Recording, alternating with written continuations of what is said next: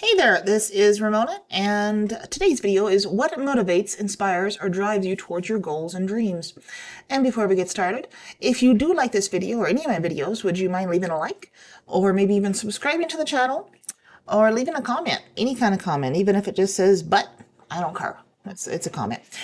Or even share this video if you find something in it that you like and think you want to share it with somebody and it might be beneficial to them. But here we go. Are you ready? So this was the discussion. When I set a goal, I find immense motivation and inspiration during the planning phase. I thoroughly enjoy crafting routines, task to-dos, and I would make Pinterest vision boards with like 100 pins. However, the challenge arises in maintaining consistency beyond the planning stage.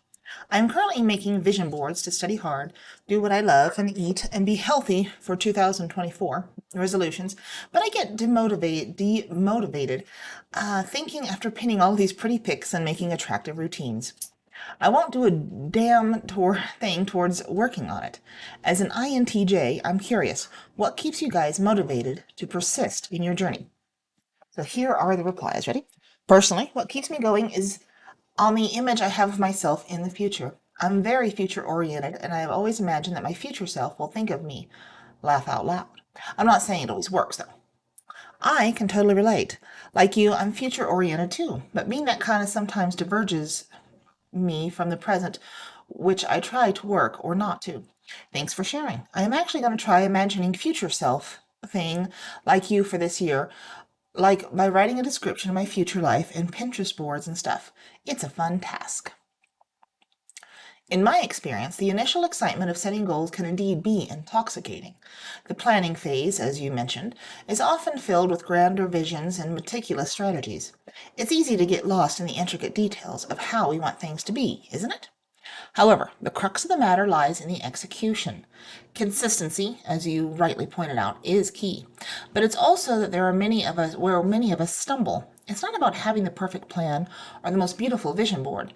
It's about doing the work day in and day out, even when it's not exciting or new anymore. For me, what helps is breaking down my goal into smaller, manageable tasks. Instead of focusing on the end result, I try to concentrate on the process.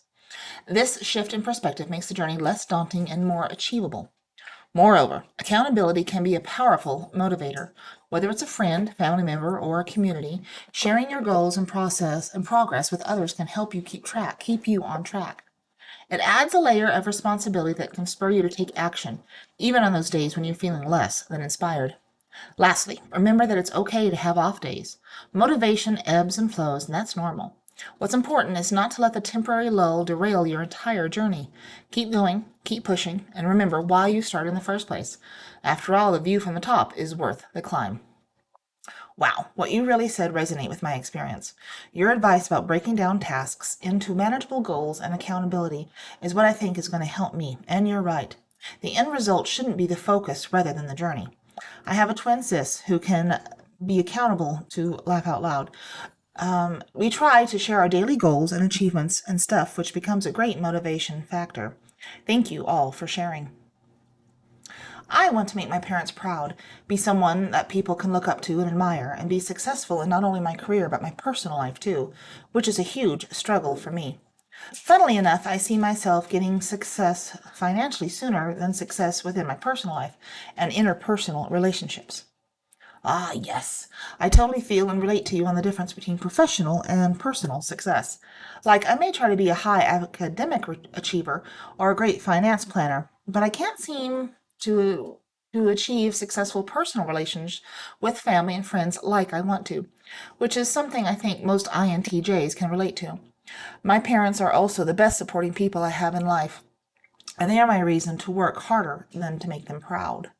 So true. I think many INTJs struggles with this as well, but at least most of us are aware and can take the necessary steps to address it.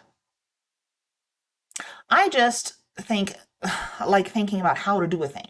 Extensive planning and research and thinking it all out. It definitely leads to a lot of somewhat lacking follow through. So I don't know. I just like the idea of new ideas, I guess. I can relate. Personally, I've learned to manage large goals with small, manageable steps that have realistic expectations. Setting the bar too high is like asking me to lose motivation eventually. It sounds odd, but I ration motivation. I understand that if I go too big too fast in the planning stages, I won't follow through. Too small in the planning stage means confusion later on, though. So I ration my motivation level, knowing some days it'll be high, but I'll stick to small, planned steps. Other days I'll have low motivation, but I stick to the small steps I've laid out. I don't feel overwhelmed that way, and I can see consistent, gradual improvements in whatever I'm doing. Oh, yes, this is so true. This is my problem. Setting a little too high expectations and goals, and then a single failure in my plan makes me go like, F this shit, I'm a failure. I don't think the plan is appropriate. Since the day is already wasted, I might as well just do the work for the next day with a fresh start and proceed to procrastinate for the rest of the day. Maybe I should start to ration my tasks and motivation a little appropriately, considering some disturbances in advance, keeping them in mind, so at least they are achievable. For like an example, I know I can't seem to study in the noon because I'm sleepy AF, so I might as well shift studying to night or noon. I think a lot of this has to go with self-awareness. If you're aware of your own limitations and your own procrastination and your own abilities, it makes it a lot easier to do this sort of stuff. But let's continue. I started to rely on my pride instead of motivation. Motivation is great, but it fades away. I found out if someone challenges me, I can use that as fuel until it becomes a habit. I pursue lifestyle goals. Instead of losing weight, I pursue exercise frequently and intensely and eat less than X amount of processed food and sugar. Therefore, I measure my success not by my results, but by my ability to stick to the process. I decided to eat healthier and have been saying no to a lot of things my family offers me, especially during holidays. I don't do it because I have such a strong will. I do it because I know they think I can't stick with it, so pride kicks in. I'm pursuing a pretty impossible goal that's become a profitable trader in the markets. The fact that only 5% of it, 5% makes it is my fuel. Pride kicks in. I admire your approach. Channeling pride is a motivational factor is a clever way to push yourself out of your comfort zone. It takes a lot of determination to stick to your pride and change your lifestyle, as you mentioned, until it becomes a habit. Resisting those holiday temptations shows serious discipline. Big props, by the way. Plus, pursuing that trader's dream is no small feat. Finding strength in the rarity of success? That's some next-level determination and so impressive. Hope you reach that. It's easy for us to think maybe exercising isn't my thing or studying for long hours isn't suitable for me. But like you said, what if we turn it around and use people's doubts as motivation? What if we push ourselves to do the impossible and prove them wrong?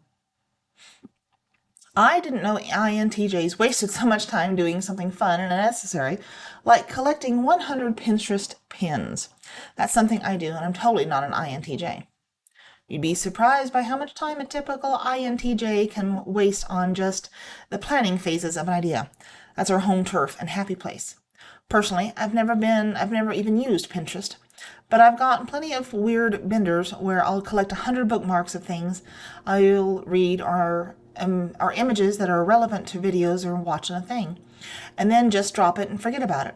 Remember later and just move on all those bookmarks to an archive tab in case I decide to pick it up again later or something. Ha! I don't think any fun activity is restricted to a personality type. It's the beauty of our individuality, right?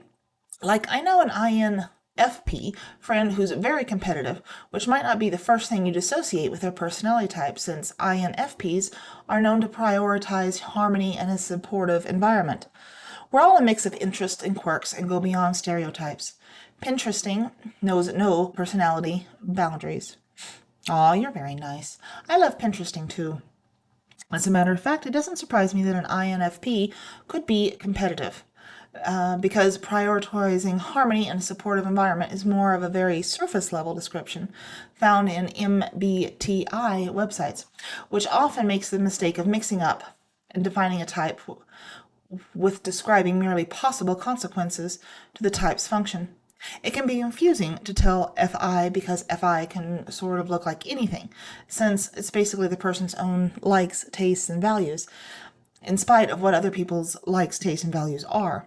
The FI might be as I'm awesome, look at me, not necessarily a bad way. So it can be competitive, while the fourth place TI will be fearing judgment, or TE, sorry, so that you can make an INFP look more humble and unassuming, or something like people usually describe us. The reason why EXXPs are more expressive is that I'm awesome, look at me way is because TE and FE is their third function, not their fourth. So judgment from other people is not that big of a fear. Their biggest fear is that more related to SI or NI, fearing limitation, control, or lack of freedom, but in a bigger way. It's a bigger deal for them.